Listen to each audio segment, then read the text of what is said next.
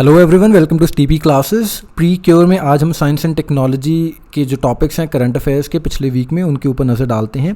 तो हमारे पास पहला टॉपिक है इटोलिजुमैब ड्रग के कॉन्टेक्स्ट में। Drug controller general of India यानी DCGI ने रिसेंटली इस ड्रग को अप्रूव किया था for emergency use in covid care.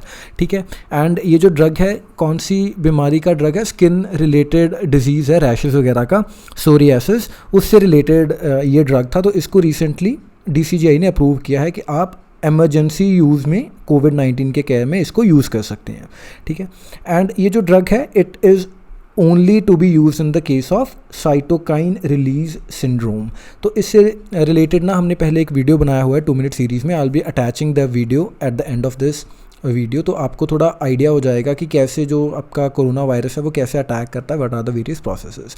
ठीक है, तो जो moderate to severe acute respiratory distress syndrome है, उन्हीं पेशेंट्स के केस में इटोलिजुमैब ड्रग को यूज़ कर सकते हैं हम। ठीक है, तो दोस्तों एक ना और आपको चीज़ थोड़ी चाहें तो आप कमेंट्स में लिख सकते हैं कि वेरियस जो ड्रग्स हैं रिसेंटली आते जा रहे हैं। कभी कोई HCQ को सजेस्ट करता है ना, जैसे रेमडेसिविर भी है।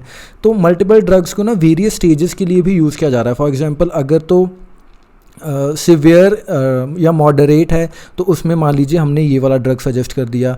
अब अगर किसी को डेवलपमेंट स्टेजेस पर ही अभी इतना ज़्यादा डिज़ीज़ एग्रेवेट नहीं हुआ तो उन केसेस के लिए हमारे पास डिफरेंट ड्रग्स हैं। तो अगर आप चाहें तो एक ऐसा दिमाग में पिक्चर से ड्रॉ कर सकते हैं कि कौन सा ड्रग किस केस में दिया जाना चाहिए। ठीक है, जैसे ये सिर्फ एमरजेंसी यूज़ के लिए ही गवर्नमेंट ने लिमिट किया हुआ है। ठीक है, एंड एक इंपॉर्टेंट चीज़ और क्या है इस ड्रग से रिलेटेड कि ये पहला बायोलॉजिक थेरेपी है। बायोलॉजिक थेरेपी का मतलब क्या है कि ये बॉडी के इम्यून सिस्टम को प्रिपेयर कर रहा है टू फाइट, रादर दैन कि कुछ बाहर से कोई एंटीबॉडी कुछ ऐसा कुछ नहीं डाल रहा।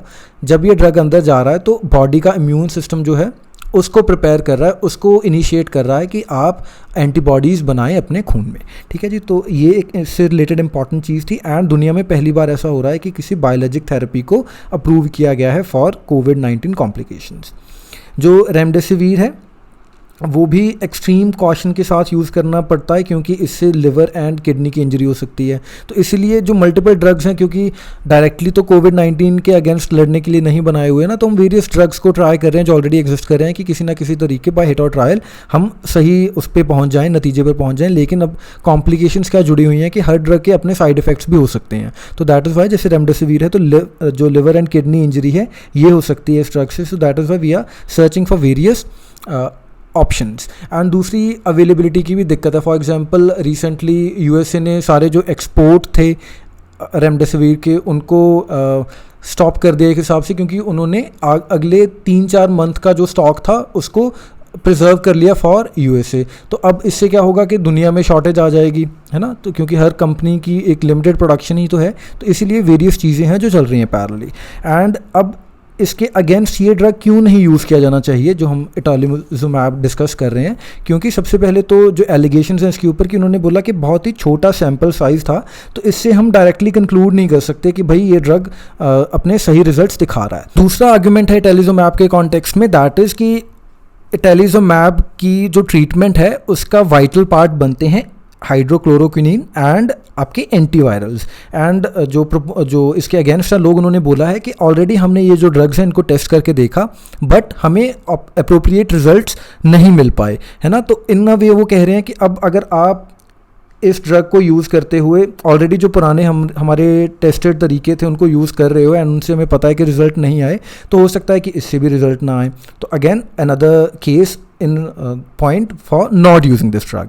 एंड फाइनली जो तीसरा थोड़ा एथिकल कंसर्न है, उनका कहना है कि डेक्सामेथासोन जो है उसने हमें रिसेंटली प्रूव करके दिखाया कि there were some tangible benefits associated with the use of dexamethasone, है ना, कि उन्होंने इसको यूज़ किया एंड हमें पॉजिटिव रिजल्ट्स मिले या इन अ वे जो कोविड-19 के नेगेटिव रिजल्ट आए। ठीक है, तो इसके कहने का क्या मतलब है कि वो कह रहे हैं कि ये कितना बड़ा एथिकल डिलेमा है कि ऑलरेडी हमारे पास एक ऐसा ड्रग है जो हमें प्रूवन रिजल्ट्स दे रहा है, लेकिन हम क्या कह रहे हैं कि भाई पेशेंट को कि तू ये वाला दवाई खा के देख, ऑल्दो दूसरी एक अच्छी मेडिसिन है जिससे जो पेशेंट ठीक हो रहे हैं, लेकिन हम अगेन किसी और की जान इसीलिए जोखिम में डाल रहे हैं क्योंकि हमें टेस्टिंग करनी है या हमें ऑल्टरनेटिव्स ढूंढने हैं। तो हाउ एथिकल इज़ दैट, अब ये भी पॉइंट ऑफ कंसर्न है।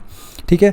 लेकिन अब दूसरे एंड पर जो इसको जस्टिफाई करने के रीज़न है, एक तो हमने पीछे ही देखा था कि उन्होंने कहा कि भाई अगर टेस्टिंग मेथड जो इसमें यूज़ किया होगा वो बहुत ही एफिशिएंट टेस्टिंग मेथड है, तो आप टेस्टिंग के ऊपर सवाल नहीं उठा सकते। एक तो ये रीज़न हो गया कि इसको जस्टिफाई कर सकते हैं हम।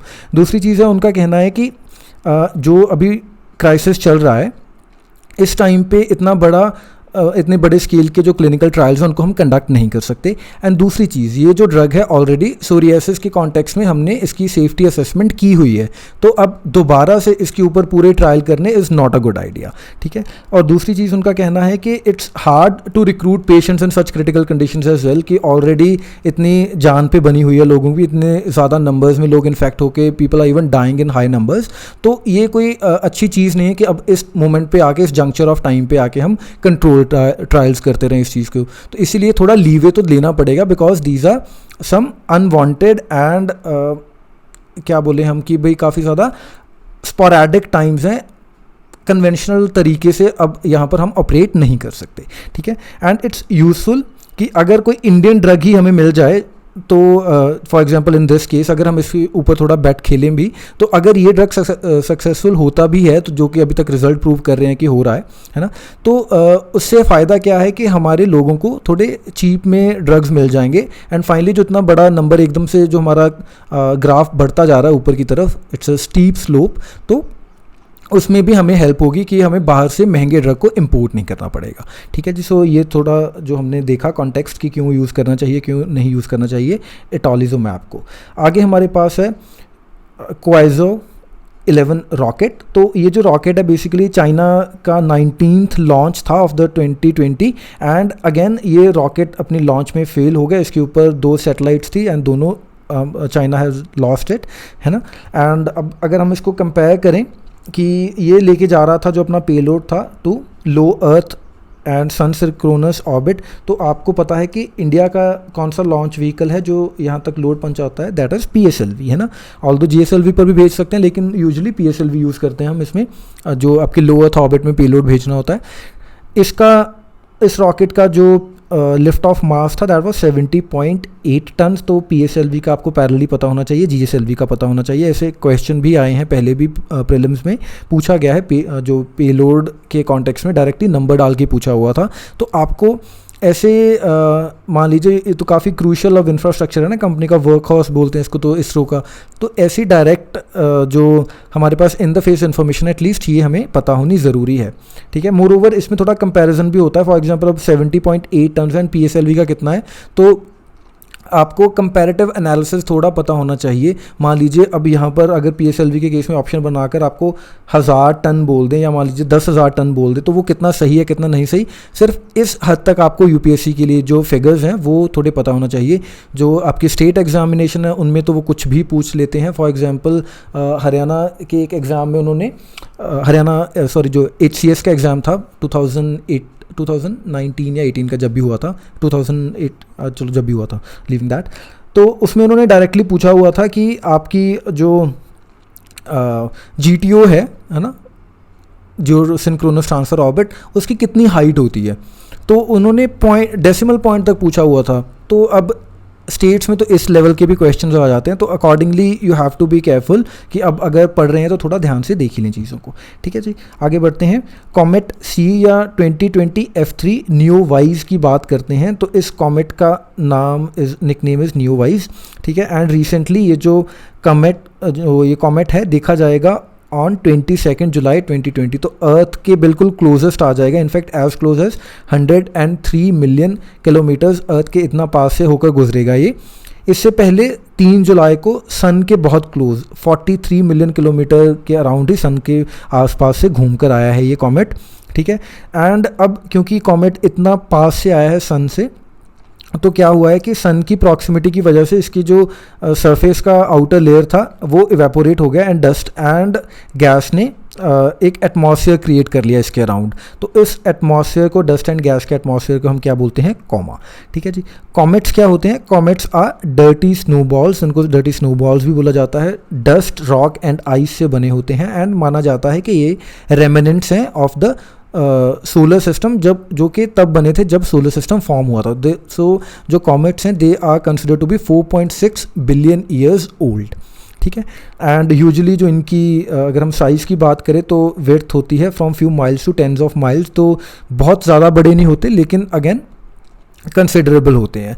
ठीक है जी। तो जो आप टूटते तारे देखते हो, वैसे अगर आपने गोविंदा की कुछ मूवीज़ देखी होंगी तो उनमें भी वो टूटते हुए तारे से विशेष वगैरह मांगते थे ना, तो वो जो टूटते तारे थे वो क्या थे, वो कॉमेट ही थे। तो इसीलिए इनके पीछे अब एक ऐसी जो टेल बन जाती है। So as the they orbit close to sun, वो हीट अप होते हैं एंड जो डेब्री एंड गैस है वो ग्लो करना स्टार्ट कर देती है। तो अब क्योंकि वो अपने पाथ पे जा रहा है तो ऐसा लगता है जैसे उसके पीछे एक टेल है कॉमेट के। So this is what the tail is, या जो हमारे टूटते तारे हैं बचपन के, वो in reality they are not stars at all, they are comets. ठीक है। एंड एस्ट्रोनॉमर्स के लिए ये इंपॉर्टेंट क्यों है ऐसी चीज़ें, कॉमेट्स वगैरह, क्योंकि इनसे जो क्लूज़ मिल सकते हैं हमें कि कैसे जो यूनिवर्स है वो फॉर्म हुआ, या जब यूनिवर्स बना था तो उस टाइम पे कौन से ऑर्गेनिक कंपाउंड प्रेजेंट थे, बिल्डिंग ब्लॉक क्या है, अर्थ पे लाइफ कैसे आई। तो अल्टीमेटली जो भी जो हमारी सुपरनैचुरल बॉडीज़ हैं, सेलेस्टियल बॉडीज़ हैं, इनके थ्रू हमारा जो मेजर एम है वो क्या है कि हम जाने कि अर्थ कैसे बनी, लाइफ कैसे ओरिजिनेट हुई। तो इन सब से हमारा जो बेसिक एजेंडा है वो यही रहता है। इसीलिए हम बड़े बड़े जो स्टार्स हैं उनको स्टडी करते रहते हैं आपके टेलीस्कोप से, है ना, या फिर आप सीधा मार्स पर जाके उनको स्टडी कर रहे हो, एस्टेरॉयड्स को स्टडी कर रहे हो, तो वो सब हमारी क्यूरियोसिटी का ही एक वो बता रहे हैं, बेसिकली क्यूरियोसिटी को एड्रेस कर रहे हैं। ठीक है जी। So that is all in the context of this video. And now before we wind up, let me inform you about the courses that we are running for UPSC 2021. General studies के लिए pre plus mains batch यानी हमारा PCM batch है, जिसमें answer evaluation and without answer evaluation का जो option है available है आपके पास, एंड आप इसको इंस्टॉलमेंट्स में भी परचेज़ कर सकते हैं। ऐसे कोर्स है हमारा फॉर 2021, एंड ऑप्शनल के दो हमारे पास कोर्सेज़ हैं, पॉलिटिकल साइंस एंड सोशियोलॉजी। उसके बाद इन सभी कोर्सेज़ की अगर आप कोई कॉम्बिनेशन लेना चाहते हैं, PCM प्लस एसए या PCM प्लस ऑप्शनल या PCM एसए एंड ऑप्शनल, वो भी आपके पास ऑप्शन है। एंड फाइनली हमारी प्रीलिम्स की टेस्ट सीरीज़ है जिसमें आप विद वीडियो सॉल्यूशंस या विदाउट वीडियो सॉल्यूशंस आप परचेज़ कर सकते हैं। इसके अलावा अगर आपको लगता है कि इन कोर्सेज़ को परचेज़ करे बिना भी आप हमें कंट्रीब्यूट कर सकते हैं, if you like what we are doing, the quality that we are providing, तो आप हमें डोनेट भी कर सकते हैं। sleepyclasses.com पर जाकर वहाँ पर डोनेट का बटन है। सो that is all for the day. Thank you for watching.